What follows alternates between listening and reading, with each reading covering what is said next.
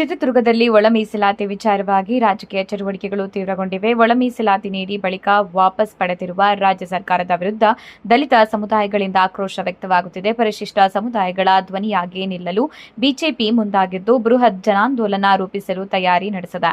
ಈ ಹೋರಾಟದ ಪೂರ್ವಭಾವಿಯಾಗಿ ಚಿತ್ರದುರ್ಗ ನಗರದ ವಾಲ್ಮೀಕಿ ಭವನದಲ್ಲಿ ರಾಜ್ಯಮಟ್ಟದ ಮಹತ್ವದ ಸಭೆ ನಡೆಯಿತು. ಬೀದರ್ನಿಂದ ಚಾಮರಾಜನಗರದವರೆಗೆ ಹಲವು ಬಿಜೆಪಿ ಶಾಸಕರು, ಮಾಜಿ ಸಚಿವರು, ಸಂಸದರು ಹಾಗೂ ಪ್ರಮುಖ ನಾಯಕರು ಸಭೆಯಲ್ಲಿ ಭಾಗವಹಿಸಲಿದ್ದಾರೆ. ಸಂಸದ ಗೋವಿಂದ ಎಂ ಕಾರಜೋಳ, ಮಾಜಿ ಸಚಿವ ನಾರಾಯಣಸ್ವಾಮಿ, ಶಾಸಕರಾದ ಮಹೇಶ್, ಚಂದ್ರಪ್ಪ ಹಾಗೂ ಮಾಜಿ ಸಚಿವ ಶ್ರೀರಾಮುಲು ಉಪಸ್ಥಿತರಿದ್ದರು. ಸಭೆಯಲ್ಲಿ ಮಾತನಾಡಿದ ನಾಯಕರು, ಎಸ್ಸಿ ಸಮುದಾಯಕ್ಕೆ 15% ಹಾಗೂ ಎಸ್ಟಿ ಸಮುದಾಯಕ್ಕೆ 3% ಒಳ ಮೀಸಲಾತಿ ಮರುಸ್ಥಾಪನೆ ಮಾಡಬೇಕು ಎಂದು ಆಗ್ರಹಿಸಿದ್ದಾರೆ. ನೇಮಕಾತಿಗಳನ್ನು 56% ಮಿತಿಯೊಳಗೆ ನಡೆಸಬೇಕು ಎಂಬುದನ್ನು ಒತ್ತಿ ಹೇಳಲಾಗಿದೆ. ಇದಲ್ಲದೆ ಸುಪ್ರೀಂ ಕೋರ್ಟ್ ಒಳ ಮೀಸಲಾತಿ ಹೆಚ್ಚಿಸಲು ಅವಕಾಶ ನೀಡಿರುವ ಹಿನ್ನೆಲೆಯಲ್ಲಿ ಹೈಕೋರ್ಟ್ನಲ್ಲಿ ಸೂಕ್ತವಾಗಿ ವಾದಿಸಿ ಮೀಸಲಾತಿ ಹೆಚ್ಚಿಸಲು ಕ್ರಮ ಕೈಗೊಳ್ಳಬೇಕು ಎಂದು ಒತ್ತಾಯಿಸಿದ್ದಾರೆ. ಪರಿಶಿಷ್ಟ ಜಾತಿಯ 101 ಸಮುದಾಯಗಳಿಗೆ ಒಳ ಮೀಸಲಾತಿ ಸಮರ್ಪಕವಾಗಿ ಹಂಚಿಕೆ ಮಾಡಬೇಕು ಎಂದು ಆಗ್ರಹಿಸಿದ ಸಮುದಾಯದ ನಾಯಕರು ಸರ್ಕಾರಕ್ಕೆ ಗಡುವು ನೀಡುವ ಬಗ್ಗೆ ಹಾಗೂ ರಾಜ್ಯ ಮಟ್ಟದ ಬೃಹತ್ ಪ್ರತಿಭಟನೆ ನಡೆಸುವ ದಿನಾಂಕವನ್ನು ಶೀಘ್ರದಲ್ಲೇ ನಿಗದಿ ಮಾಡುವುದಾಗಿ ತಿಳಿಸಿದ್ದಾರೆ.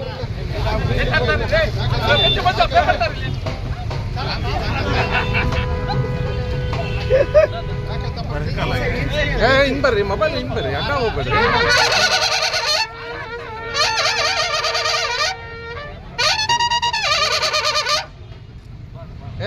ಮೊಬೈಲ್ ಅಡ್ಡ ತಗೋಬೇಡ್ರಿ.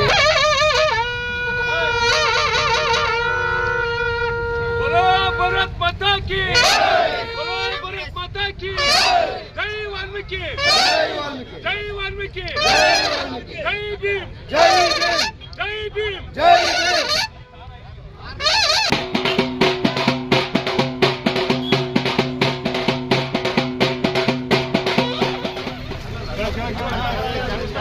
ಸಮಣ ಸೈಡ್ಗೆ ಸಮಣರ ಸೈಡ್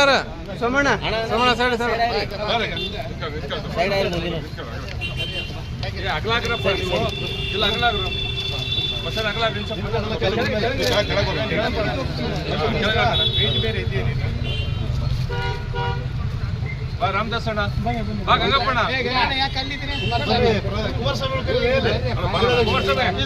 ಕುಮಾರಸ್ವಾಮಿ ಏನು ಬಜೆಟ್ ಅನ್ನು ಮಂಡಿಸಿದನೋ ಇವತ್ತು ಇಡೀ ರಾಜ್ಯ ಜನರಿಗೆ ಒಂದು ಸಾಲದ ಮೂಟೆಯನ್ನು ಕೂಡ ಕೊಟ್ಟು ಹೋಗಿದೆ. ನಾನು ಕೂಡ ಅನೇಕ ಮಂದಿ ಮುಖ್ಯಮಂತ್ರಿಗಳನ್ನು ನಾವು ನೋಡಿದ್ದೇವೆ. ನೋಡಿದಂಥ ಟೈಮಲ್ಲಿ ಅನೇಕ ಮುಖ್ಯಮಂತ್ರಿಗಳು ಬಸವರಾಜ ಬೊಮ್ಮಾಯಿಯರ ಹಾದಿ ಹಿಡ್ಕೊಂಡು ಅನೇಕರು ಕೂಡ ಒಳ್ಳೆ ಜನಪರವಾದಂಥ ಬಜೆಟನ್ನು ಕೂಡ ಕೊಟ್ಟಿದ್ದರು. ಈ ಮುಖ್ಯಮಂತ್ರಿಗಳು ಸಾಲವನ್ನು ಕೂಡ ಜಾಸ್ತಿ ಮಾಡಿದ್ದಾನೆ. ಎಷ್ಟು ಸಾಲ ಮಾಡಿದಾನೆಂದರೆ ಯಾರು ನಾಳೆ ಹುಟ್ಟಂಥ ಮಕ್ಕಳ ಮೇಲೆ ಕೂಡ ಸಾಲವನ್ನು ಕೂಡ ಜಾಸ್ತಿ ಮಾಡೋಂಥ ಕೆಲಸ ಮಾಡಿದ್ದಾನೆ. ಅಷ್ಟು ಸಾಲವನ್ನು ಕೂಡ ಮಾಡಿದ್ದಾರೆ.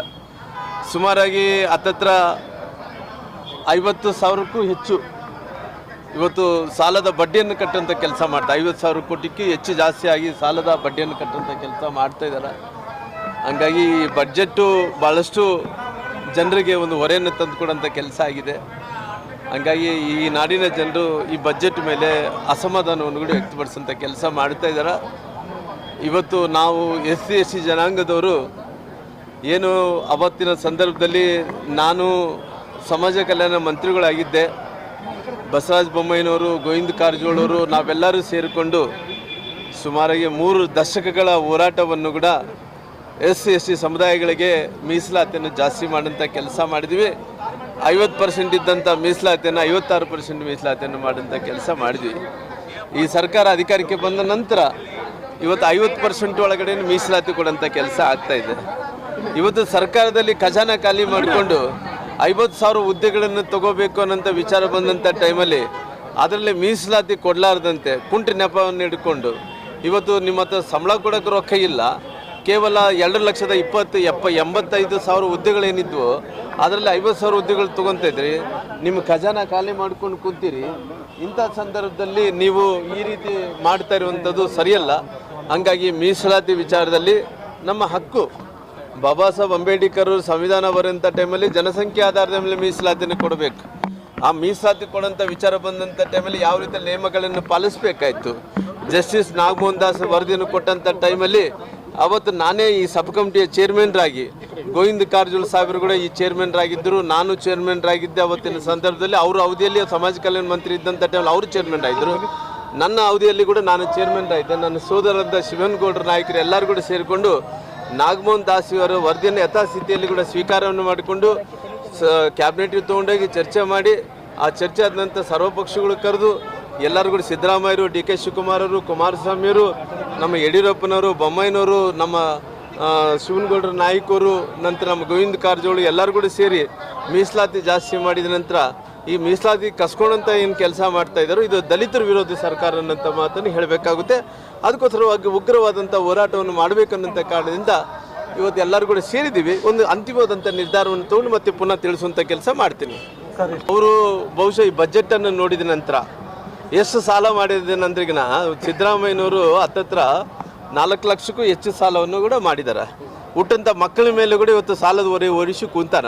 ಈ ಬಜೆಟನ್ನು ನೋಡಿದ ನಂತರ ಶಿವಕುಮಾರ್ ಅವರು ಮುಖ್ಯಮಂತ್ರಿ ಆಗಲ್ಲ ಅಂತ ತಿಳ್ಕೊಂಡಿದ್ದೀನಿ. ಇಷ್ಟೊಂದು ಸಾಲ ಮಾಡಿದ ನಂತರ ಈ ರಾಜ್ಯ ದಿವಾಳಿ ಆದಂಥ ಟೈಮಲ್ಲಿ ಅವ್ನು ಮುಖ್ಯಮಂತ್ರಿ ಏನು ಮಾಡ್ತಾನೆ? ಬಹುಶಃ ನನಗೆ ಗೊತ್ತಿರೋಂಥ ಪ್ರಕಾರ ಶಿವಕುಮಾರ್ ಅವರು ಮುಖ್ಯಮಂತ್ರಿ ಸ್ಥಾನದಿಂದ ಹಿಂದಕ್ಕೆ ಸರಿತಾರೆ.